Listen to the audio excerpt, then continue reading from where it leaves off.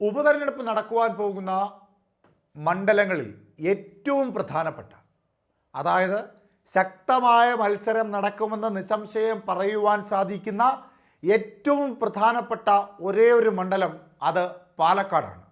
വയനാട്ടിൽ സ്വാഭാവികമായും അവിടെ പ്രിയങ്ക ഗാന്ധി മത്സരിക്കുന്നത് കൊണ്ട് തന്നെ UDF തന്നെ വിജയിക്കുമെന്ന് നിസ്സംശയം പറയുവാൻ സാധിക്കും. അങ്ങനെ തന്നെയാണ് വയനാട് ലോക്സഭാ മണ്ഡലത്തിൻ്റെ ഒരു രാഷ്ട്രീയ സാഹചര്യവും രീതിയും എല്ലാം. ചേലക്കരയിലും 1996 മുതൽ ഇടതുപക്ഷത്തിൻ്റെ വമ്പൻ കോട്ടയായി നിലനിൽക്കുന്ന ഒരിടം തന്നെയാണ്. അതുകൊണ്ട് അവിടെയും ഇടതുപക്ഷം തന്നെ വിജയിക്കുമെന്ന് പറയാം. പക്ഷെ പാലക്കാടിൻ്റെ സ്ഥിതി അത് അങ്ങനെയല്ല. പാലക്കാട്ടെ രാഷ്ട്രീയ സാഹചര്യം വ്യത്യസ്തമാണ്. പാലക്കാട് സ്വാഭാവികമായും ശക്തമായ പോരാട്ടം നടക്കുമെന്ന് നിസ്സംശയം പറയാം.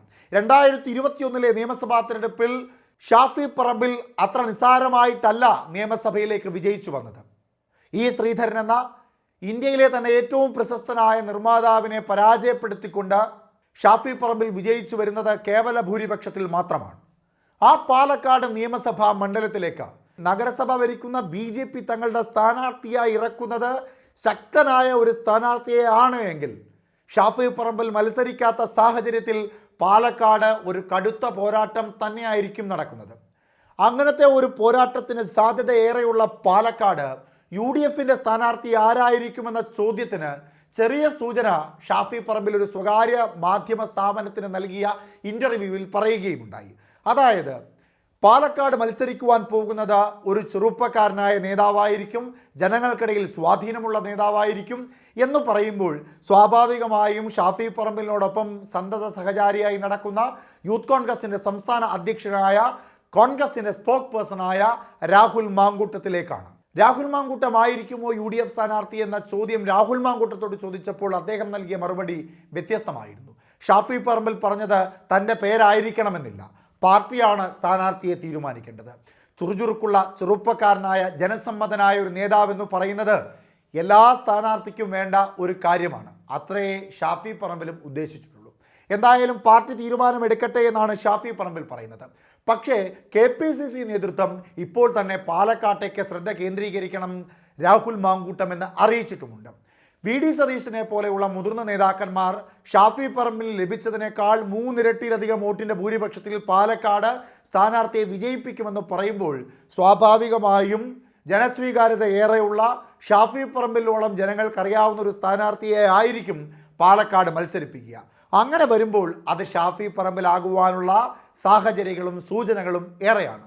എന്നാൽ ഈ സാഹചര്യത്തിൽ പാലക്കാട് അല്ലാത്ത ഒരാൾ പാലക്കാട് നിയമസഭാ മണ്ഡലത്തിൽ മത്സരിക്കേണ്ട എന്നൊരു ആരോപണവും ഒരു ആക്ഷേപവും പാലക്കാട് DCCയിൽ നിന്ന് ശക്തമായി ഉയർന്നിട്ടുമുണ്ട്. അപ്പോൾ പാർട്ടിക്കുള്ളിൽ തന്നെ പാലക്കാട് മത്സരിക്കുന്ന സ്ഥാനാർത്ഥിയെ സംബന്ധിച്ച് വലിയ പടലപ്പിണക്കങ്ങൾ ഉരുത്തിരിഞ്ഞു വരുന്നുണ്ട് എന്ന് സാരം. പാലക്കാട് ആര് മത്സരിക്കണം എന്ന ചോദ്യം ഇപ്പോൾ കോൺഗ്രസിനുള്ളിൽ വലിയ കാര്യമായി ചർച്ചയാകുന്നുണ്ട്. അവിടെ A ഗ്രൂപ്പിൻ്റെ ഏറ്റവും പ്രധാനപ്പെട്ട ചെറുപ്പക്കാരനായ നേതാവ് ഷാഫി പറമ്പിൽ വടകരയിലേക്ക് സ്ഥാനാർത്ഥിയായി മാറിയപ്പോൾ വീണ്ടും A ഗ്രൂപ്പിലെ ഒരു നേതാവിനെ മത്സരിപ്പിക്കാമെന്ന തീരുമാനമെടുത്ത് രാഷ്ട്രീയപരമായ തന്ത്രങ്ങളുടെ ഭാഗമായാണ് A ഗ്രൂപ്പിൻ്റെ മറ്റൊരു പ്രധാനപ്പെട്ട നേതാവായ രാഹുൽ മാങ്കൂട്ടത്തിലെ മത്സരിപ്പിക്കുന്നത് എന്ന ചർച്ച അവിടെ നടക്കുന്നുണ്ട്.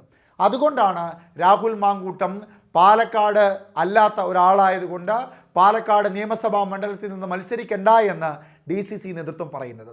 ഇനി പാലക്കാട് VK ശ്രീകണ്ഠൻ ലോക്സഭയിലേക്ക് പോയപ്പോൾ ആ സ്ഥാനത്തേക്ക് വന്ന മറ്റൊരു പ്രധാനപ്പെട്ട പ്രാദേശിക നേതാവാണ് A. തങ്കപ്പൻ, നിലവിലത്തെ പാലക്കാട്ടെ DCC പ്രസിഡന്റ്.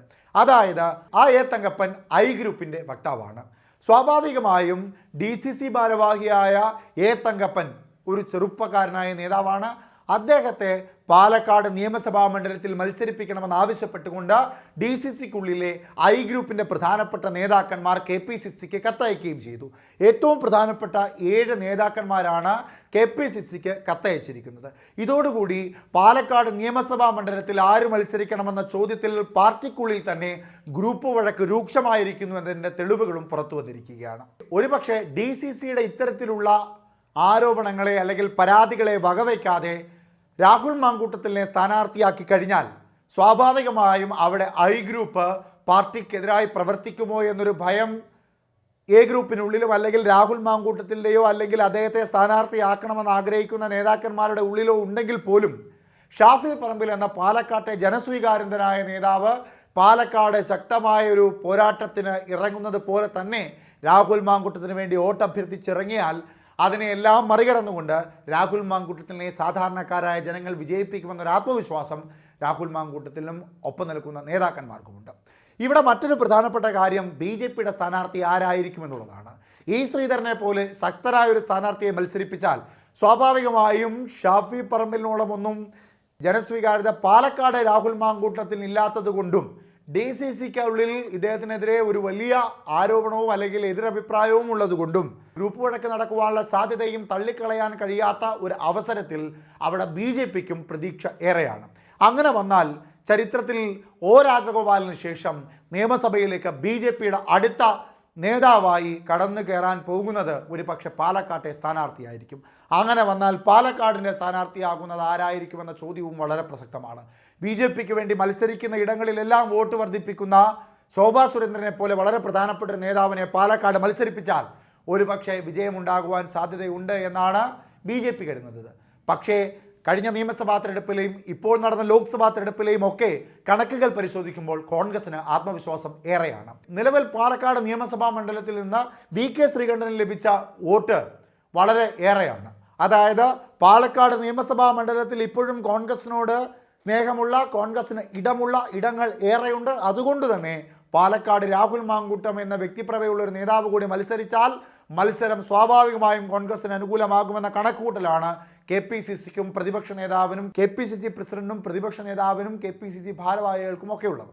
ഈ സാഹചര്യത്തിൽ ഐ ഗ്രൂപ്പിൻ്റെ ഇത്തരത്തിലുള്ള ഒരു പ്രതികരണം അവിടെ ഉണ്ടാകുമ്പോൾ രാഷ്ട്രീയപരമായി അന്തിമ തീരുമാനമെടുക്കുവാൻ ഇനിയും സമയം ഏറെ എടുക്കുമെന്ന് തന്നെ പറയാം. നിലവിൽ ആര് എവിടെ മത്സരിക്കണം എന്നുള്ളതിൽ വയനാട്ടിൽ മാത്രമാണ് കോൺഗ്രസ് ഒരു തീരുമാനമെടുത്തിരിക്കുന്നത്. ചേലക്കരയിലും പാലക്കാടും അതായിട്ടില്ല. ചേലക്കരയിൽ ഉടൻ ഉണ്ടാകാൻ സാധ്യത ഏറെയാണ്. പക്ഷെ പാലക്കാട് BJPയുടെ സ്ഥാനാർത്ഥി ഏകദേശം ശോഭാ സുരേന്ദ്രൻ ആയിരിക്കുമെന്ന വാർത്തകൾ വരുന്നുണ്ട്. പാലക്കാട് ഇടതുപക്ഷ സ്ഥാനാർത്ഥിയായി മുതിർന്ന മാധ്യമപ്രവർത്തകനായ നിലവിൽ CPM നേതാവായി നിൽക്കുന്ന നികേഷ് കുമാർ സ്ഥാനാർത്ഥിയാകാൻ സാധ്യതയുണ്ടെന്നുള്ള വാർത്തകൾ വരുന്നുണ്ട്. കോൺഗ്രസിൻ്റെ രാഹുൽ മാങ്കൂട്ടത്തിൻ്റെ പേര് വന്നെങ്കിൽ പോലും ഇപ്പോൾ ഐ ഗ്രൂപ്പിൻ്റെ തങ്കപ്പൻ്റെ പേര് മുൻപോട്ട് വന്നതോടുകൂടി വലിയ ഒരു ചർച്ച അതിൽ നടന്നുകൊണ്ടിരിക്കുകയാണ്. ആരാകണമെന്ന ഒരു സംശയം ഇപ്പോൾ കോൺഗ്രസിനുള്ളിൽ ഉരുത്തിരിഞ്ഞു വരുന്നുണ്ട്. ബഹുഭൂരിപക്ഷവും പറയുന്നത് രാഹുൽ മാങ്കൂട്ടം എന്നാണ്. പക്ഷേ തങ്കപ്പനും വിട്ടുകൊടുക്കാതെ ഒപ്പം തന്നെയുണ്ട്.